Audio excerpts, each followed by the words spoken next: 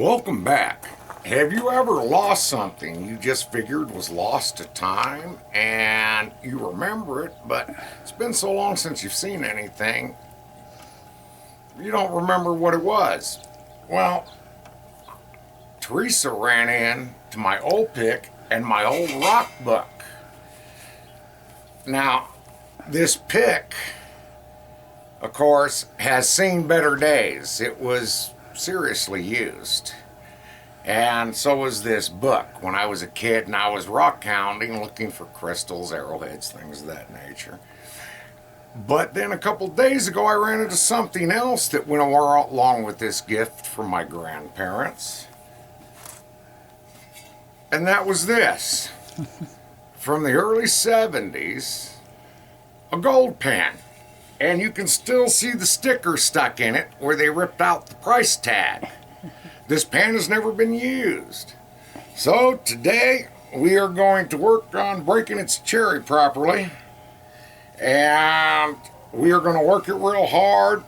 We're going to take some steel wool to it, season it. And then hopefully we get a nice little golden shower out of it and get your damned heads out of the gutter. All right, this is not the weird shit going on YouTube about Ivanka. This is a gold pan. And I hope I do get a lot of gold out of it. So take your heads out of the gutter and let somebody else's roll by. Okay. Okay, what are we working on today? We're working on the material in this bucket and bag. This was material that was found looking like it was either going to be trommeled or moved to a mill. So I took a few samples of it and we're going to see if it has any values. This was supposed to be a gold mine. The two bags on the ground are andesite. They haven't been touched since the 1800s. They were found in a mine in an ore chute. Teresa picked up one piece, looked at it, and saw some free gold. So we're going to be running this. Should have a lot of silver in it, but not today. Today, we are going to classify and sloosh this material to see if it has any values. Stay tuned. Let's see what this has got. Wow, it's really dark, huh? Yeah, that's the andesite in it.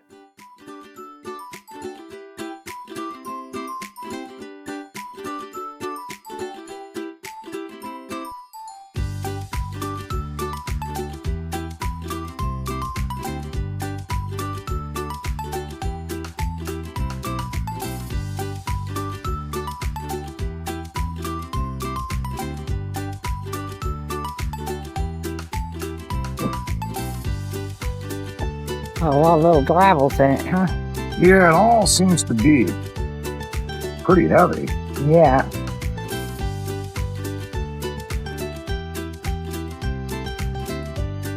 But the reason I run it slower is so there is microfine gold in it, we will collect it. And I'll turn it up to flush it out. After I'm pretty sure it's all settled and done.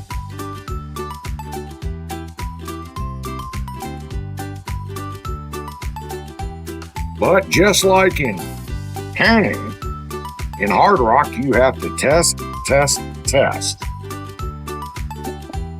which is what we are doing. Well, these were samples we picked up on our adventures that we're trying to see if we need to go back and collect more or not. So hopefully it's good stuff, or it could be in the bigger stuff that we took that needs to be crushed up. We'll see. Kind of depends on what we see on this, whether we'll do that Yeah, if I kind don't of see work. anything here, I ain't crushing up. I mean, crushing it, yeah, because it takes forever. And then smelting it and all that is a cost that we don't want to inherit if we don't have to.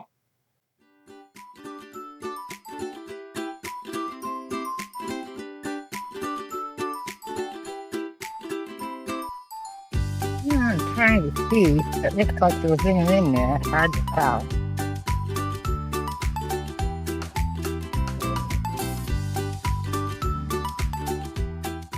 Well, we'll see if this andesite lets go of a little gold. It looks like a couple little flakes floating around in the black mat, but not much. And I'm sure this is probably going to be a bummer, but we might be pleasantly surprised. We'll see. And what I'm going to do is I'm going to go ahead and I'm going to turn the pump on higher to flush the system.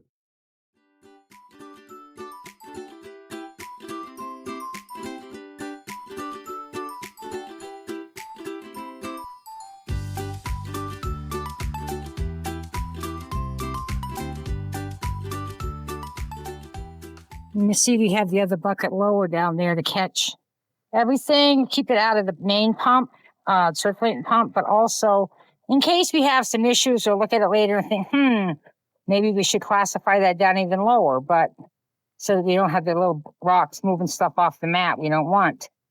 But we'll see. We have been known to go through that a couple of times, depending on what we found.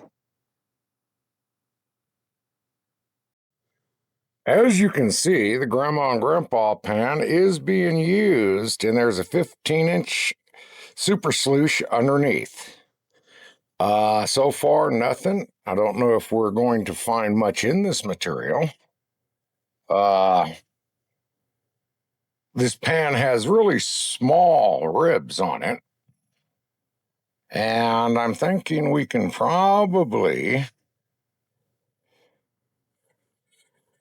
catch small gold with it, and bigger gold. We'll see exactly how much this pan collects. Stay tuned.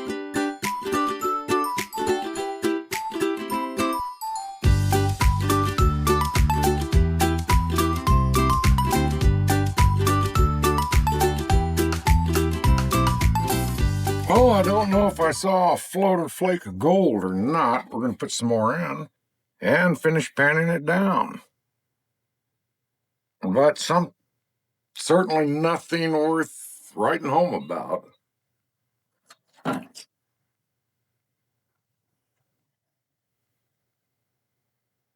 And this is just part of the process. You have to go find it and check it like you do even when you're doing the river sluicing or the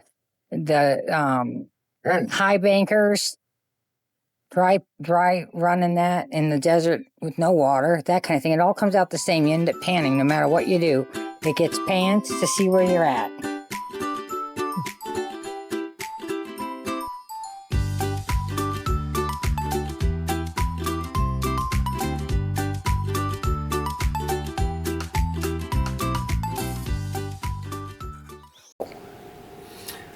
Well, I was right. It was empty pans. By the way, I like that handle, brother. And the indicator mat was right on. There was absolutely no gold in this stuff. So the next time, I'm gonna do some of the 1800s vein ore we have here and show you some gold. While we go out and look for more. And of course, there's always that 1800s andesite and the pyrite to play with. So stay tuned for those. Those will be a lot of fun, and we'll have gold in them, and you'll be able to actually see it. And remember to stay tuned for when we go out to the Red Wing mine and collect up some of Don's tailings from his sluice and run them out here and see how much gold we can squeeze out of already sluiced materials. And yeah, we're going to be bringing some vein ore back down the vein he's running, so that'll be fun.